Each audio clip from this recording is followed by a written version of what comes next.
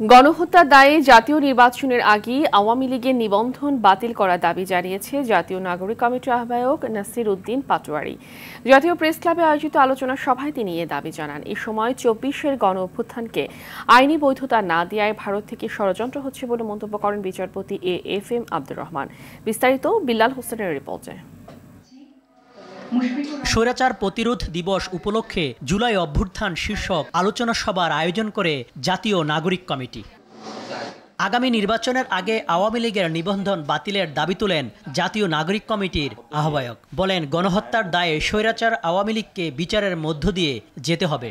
এই নির্বাচনের আগেই তাদের যদি নিবন্ধন বাতিল করতে বাংলাদেশের মানুষ সচেষ্ট না হয়, তাহলে এই যে আমাদের আপকামিং যে নির্বাচন রয়েছে, জনগণের সামনে গভীর সংকট অপেক্ষা করছে। ছাত্র নাগরিকের নেতৃত্বে নতুন রাজনৈতিক দল আদর্শিক বিভাজন থাকবে না জানিয়ে নাসিরউদ্দিন পাটোয়ারী বলেন, দেশের গণতান্ত্রিক প্রক্রিয়া ফেরাতে প্রয়োজন গণপরিষদ নির্বাচন।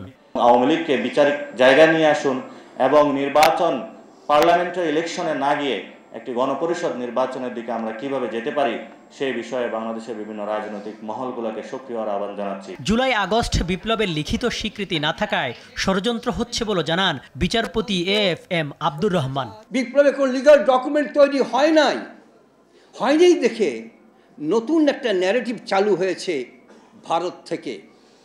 বলা হচ্ছে ৫ তারিখে রাস্তায় সমস্ত জঙ্গিরা নেমেছিল। বিপ্লবের স্বীকৃতি দিতে আর গড়িমসি না করার আহ্বান তার। নতুন সংশোধন করে যে এটাকে চালু রাখুক, আপত্তি নেই। বিল্লাল হোসেন, OTV, ঢাকা।